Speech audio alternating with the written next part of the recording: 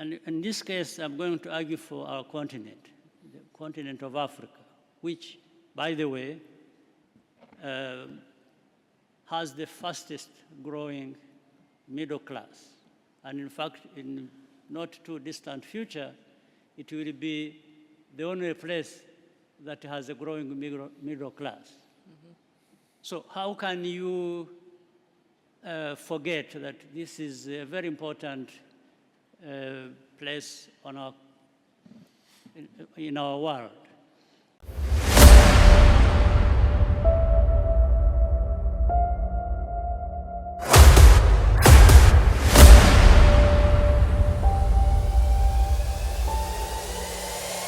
This is the journey to One Africa.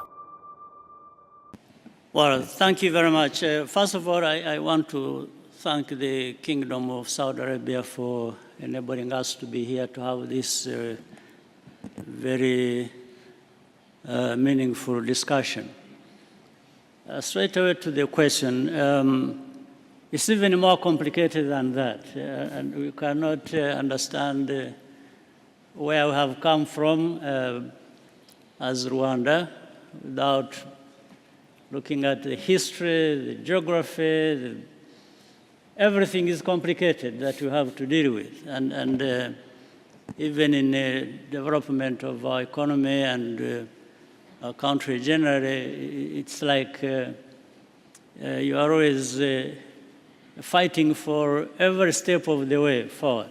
And that, therefore, means when we are talking about inclusivity, it's not just a word, a nice word, and with a nice meaning.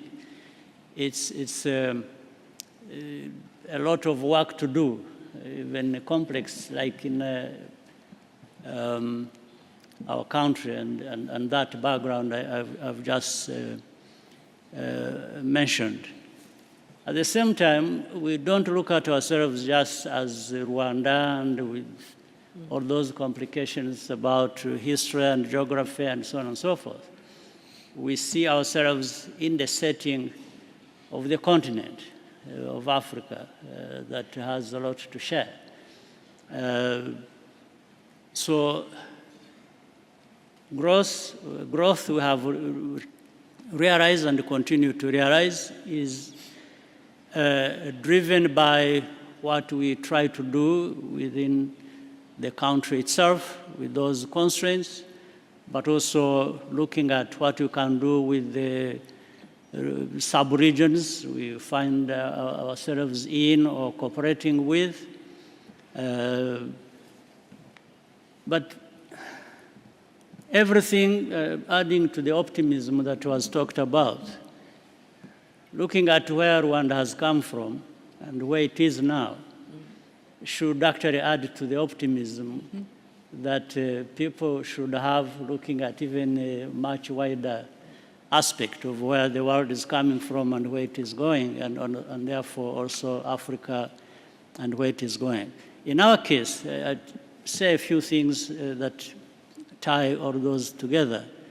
One is putting the people at the center of everything we are doing. And therefore, that means investments in our human capital. How do we develop it, and how does it find that space to be able to contribute and to their own well-being and development?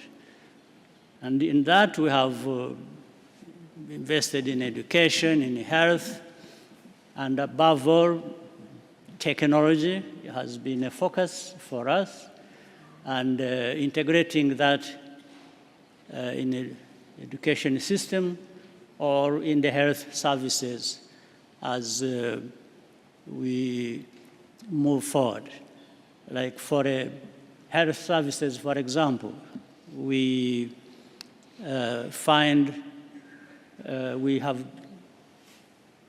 made use of technology like drones, where you find drones are developing and are delivering health services to rural hospitals, and so on and so forth. So I'm talking about investing in education, in education and technology and health, but being brought together by that technology that we also invest in. I think that was mentioned, and technology keeps changing, and it's evolving to new levels of complexity. That's why we're talking about artificial intelligence.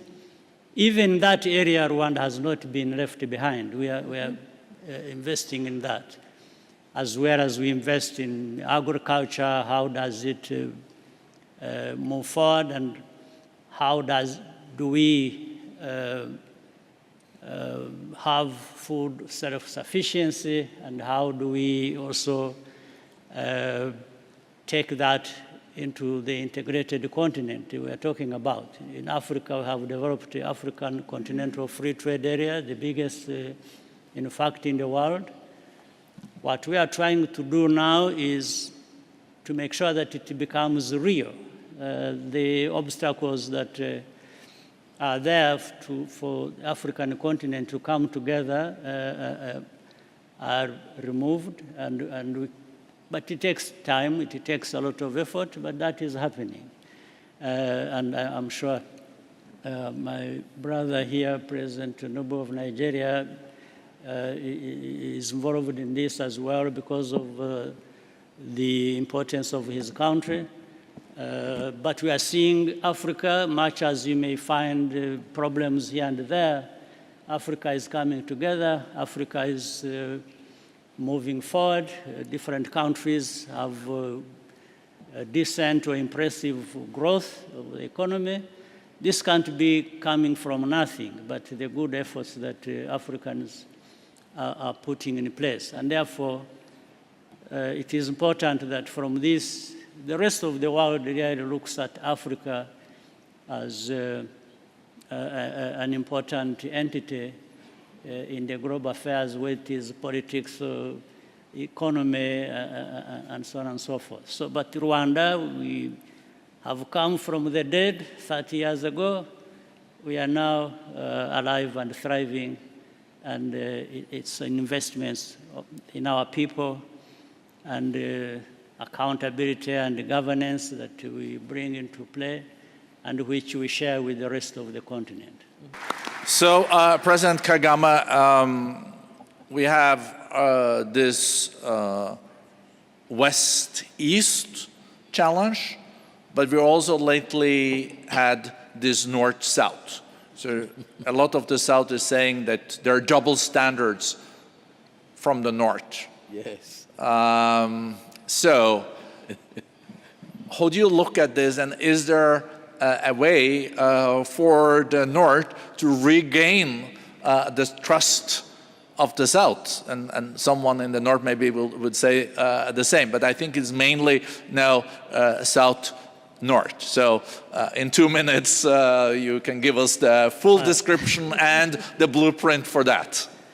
Well, first of all, the divide is there. Let's not be vague about it.